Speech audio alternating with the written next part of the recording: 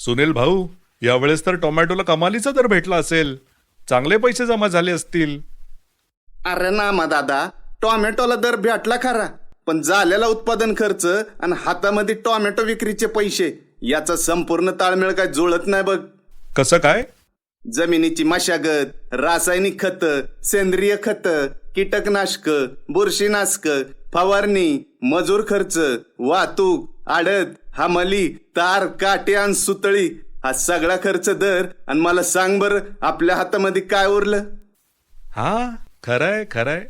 घर खर्च, मुलांच्या शिक्षणाचा खर्च, पुढच्या लागवड पिकांचा खर्च, कसा ताळमेळ बसवायचा हेच कळेना बघ. अशी शेती परवडणं कशी शक्य आहे? खरंय का नाही सुरेश?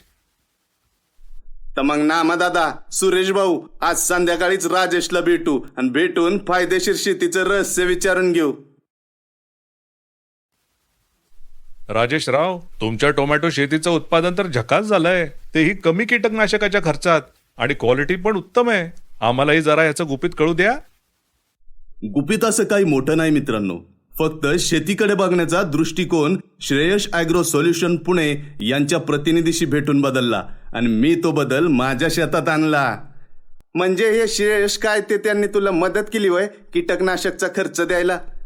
नाही नाही, असं नाही. तुमच्यागतच परिस्थिती होती नामा भाऊ माझी पण, आणि हाच खर्च आणि दुष्परिणाम कमी करण्याच्या दृष्टिकोनातून मी विचार करायला लागलो. त्यावेळी मी श्रेयश ॲग्रो सोल्युशन पुणे, कामगंध सापळे उत्पादक उत्पादन करणारी कंपनी आहे, यांच्या प्रतिनिधीशी संपर्कात आलो. कंपनी प्रतिनिधीने मला कामगंध सापळेविषयी संपूर्ण माहिती दिली आणि 3 वर्षांपासून मी कामगंध सापळे माझ्या पिकांमध्ये लावून कीटकनाशकाचा खर्च वाचवतोय आणि उत्पादन आणि क्वालिटीमध्ये चांगली वाढ होतीये. राजेश, तू आम्हाला खूप चांगली माहिती दिलीस बघ, आणि मोठ्या संकटातून वाचवलंस. आम्हाला पण श्रेयस ॲग्रो सोल्युशन यांचे कामगंध सापळ्याबद्दल माहिती सांग. कामगंध सापळे म्हणजे नैसर्गिक कीड व्यवस्थापन करणे. मादीचा नैसर्गिक गंध एका सिलिकॉन सेप्टा लूरमध्ये टाकला जातो, त्यामुळे नर पतंग हा त्या नैसर्गिक गंधाकडे आकर्षित होतो आणि पकडला जातो. अशा प्रकारे नर आणि मादीचे मिलन थांबवून आपण त्यांची वाढती संख्या नियंत्रणात आणू शकतो. अगदी बरोबर. आपण एक नर पतंग सापळ्यामध्ये पकडला तर साधारणपणे 3,500 ते 4,000 अंडी त्यापासून होणाऱ्या आळ्याचे नियंत्रण करू शकतो. जेवढी नर पतंग पकडली जातील त्या पटीने पिकांवरील आळ्यांची संख्या आपण नैसर्गिकरित्या नियंत्रित करू शकतो. मग नामदेवराव, हाय की नाही फायदेशीर श्रेयश ॲग्रोचे कामगंध सापळे? पण टोमॅटो पिकामध्ये नागाळीचे सापळे भेटतात का? आणि ती फळमाशीचे सापळे, फ्लॉवर आणि कोबी मधली जी हिरवी अळी असते ती तर काय कंट्रोलच होत नाही की? नामा दादा, अरे किती प्रश्न विचारशील.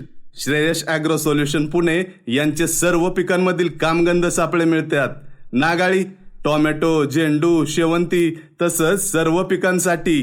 पानं खाणारी आळी सर्व पिकांसाठी. हिरवी आळी म्हणजे DBM, कोबी, फ्लावर आणि ब्रोकोलीसाठी पण. फळमाशी सापळे सर्व फळझाडांसाठी आणि वेलवर्गीय पिकांसाठी, जसं टोमॅटो, शेवगा इत्यादी. आणखी काय असन ते. लष्कर आळी मक्यासाठी. गुलाबी बोंडाळी कापूस आणि भेंडीसाठी. पिवळी खोडाळी ऊस आणि भात पिकासाठी. उंटाळी सर्व पिकांसाठी. गेंडाभुंगा आणि लाल भुंगा नारळासाठी. अशा सर्व आळ्यासाठी कामगंध सापळे श्रेयश ॲग्रो सोल्युशन पुणे यांच्याकडे उपलब्ध आहे. एकदा त्यांच्याशी संपर्क कर म्हणजे तुला अजून माहिती त्यांच्याकडून मिळेल, तुम्हाला हव्या त्या पिकानुसार आणि त्यावर येणाऱ्या किडीनुसार.